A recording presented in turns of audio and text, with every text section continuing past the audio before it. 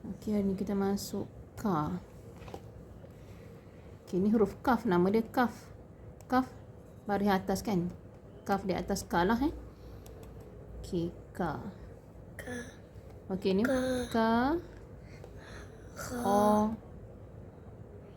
Fa. Ko. Ko. Ko yang itu kita belajar ni kan? Fa dengan ko kan? Okey, lagi. Okey, awak tunjuklah. Tunjuklah, tunjuk. Ada penunjuk tak? Ke tak ada? Tak apa, tunjukkan tangan, tak apa. Boleh je tunjukkan tangan. Ha. Ka. Ka. Ka. Ko. Ho. Ho. Ho. Ka. Ka. Ka lagi kan yang ni? Ko. Ko. Okey, lepas tu kita jumpa do. Do. Do. Ha. Ha. Ka. Ka.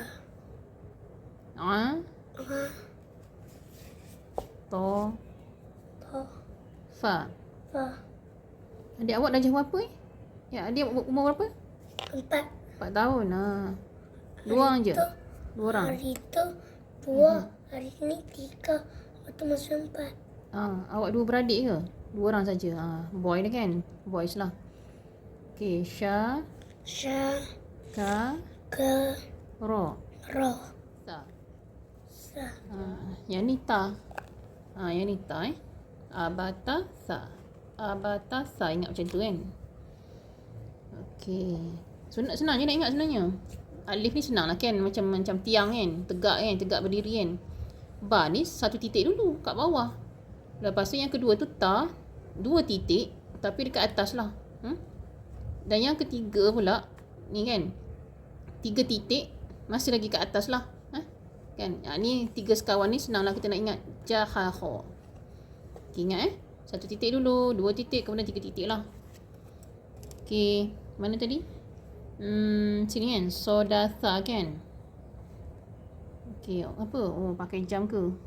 Tak apa. Pakai. Pakai jam dulu. Okay, tadi. Okay, dah jam. Dah. So. Da.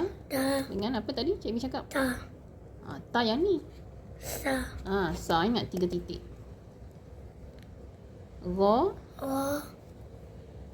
Okey, yang ni yang kita belajar yang petang hari tu. Fa dengan ko kan? So yang ni adalah Fa. 1 titik. Fa dengan ni adalah kita belajar hari ni pula. Topik kita hari ni. Ka. Ka. Nama dia huruf apa ni? Kaf Kaf. Nama dia kaf. Tapi kaf di atas ka Okey, za. Za. Ka. Ka. To. To. Yang ni to. Okey, a. Apa saja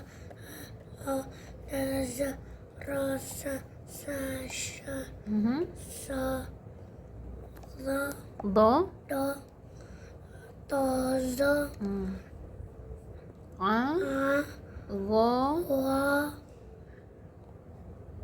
Fa.